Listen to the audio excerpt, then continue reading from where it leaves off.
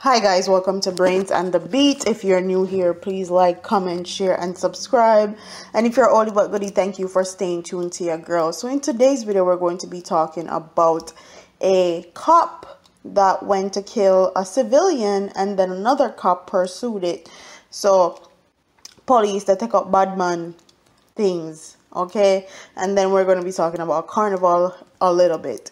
So let's get into this story. It says, and we actually got the story from when it happened, but we wanted a credible news source to actually run the story first. So big up to the loop. A policeman on suspension from duty was shot dead by a colleague of his who reportedly responded to a criminal attack by a group of men, including 3 cops in Spanish Town, St. Catherine, late on Saturday. Reports are that just before midnight, an off-duty cop attention was drawn to a shooting incident at a social event at Treadwin Park in Sunwood, St. Catherine, in which a man, Sheldon Daly, otherwise called Junior Biggs, was killed, reportedly by a group of men, including 3 cops who have been on suspension from the Mobile Reserve. The off-duty cop who observed the shooting pursued a Nissan AD wagon motorcar in which the attackers were traveling, resulting in a shootout with the men that ended at the corner of the Job Lane and Bushwick Avenue in Spanish Town.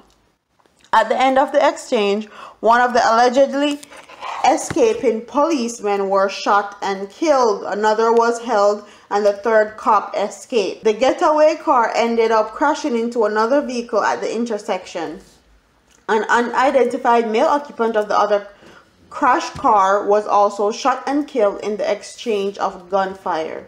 5 guns, 3 Glock pistols, 4.5 pistols, a Browning 9mm pistol were seized from the vehicle in which the rogue cops were traveling. A number of police service items include a logbook, a blue flashing light apparatus, along with a number of license plates were also recovered from the vehicle, which was reportedly assigned to the police force. The big question swirling both inside and outside the police force since the dramatic incident is that how come the cops were reportedly on suspension from the force but still in possession of the car and other police service items? And that is what I want to know also. How are they on suspension but they still have plates that belong to the JCF and their service weapons also?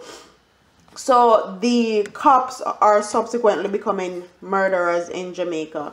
And a lot of times we like to big up the cops that are actually doing good job and doing their job in Jamaica because they don't get enough props. And props to the police officer that actually pursued the car with the 3 rogue cops in it and risk his life for saving a civilian.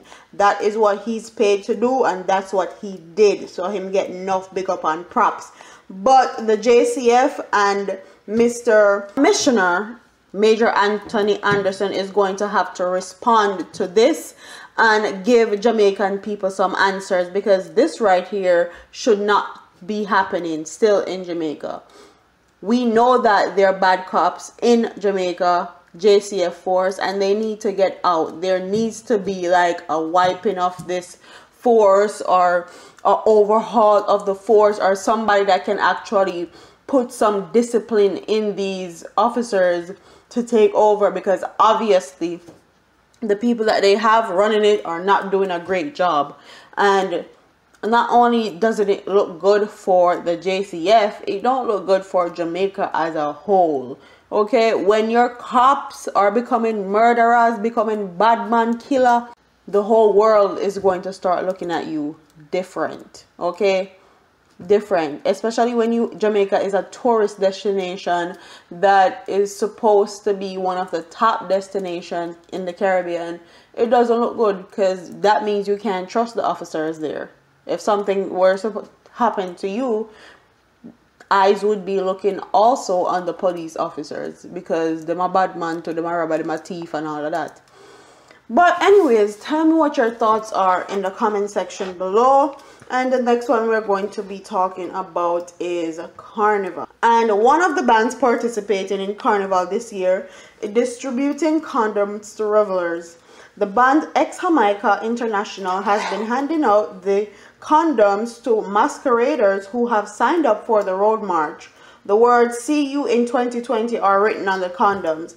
The band in a social media post said it was about safety first, and it appears that there is a strong support for the move. Marlon Campbell, reveler and event promoter, said it is a practical thing to distribute condoms to people playing mass. Adults have sex and you give them condoms. At the end of the day, it is better you have it and don't need it than need it and don't have it, he said. While Campbell as well as social media users are lauding Jamaica for promoting safe sex by distributing the condoms, the move have been criticized by onlookers like Reverend Al Miller, who describes it as a promotion of irresponsible sexual behavior. So what I want my audience to do is tell me if you agree if this is promotion of bad behavior, sexual behavior, or do you think they're just being safe than sorry? Because it can go both ways. It's better to be safe than sorry, and then it's also promoting bad sexual behavior. Tell me what your thoughts are in the comment section. And some revelers, 8,000 revelers aligned the three bands, will spend most of the day on the roads to the beats of music blaring from mobile sound system. It is the climax of Jamaica's carnival event that celebrates the fusion of two of the Caribbean's high-energy music genre, soca and dancehall. 8,000 revelers expected. Three bands, Jamaica, Exodus, Bacchanal, are expected to have a total of potentially the largest turnout in the history of carnival in Jamaica. Some 4,000 spectators are expected to watch. The police have advised that there will be several road closures to facilitate the road march, with Trifactual Road being at the epicenter.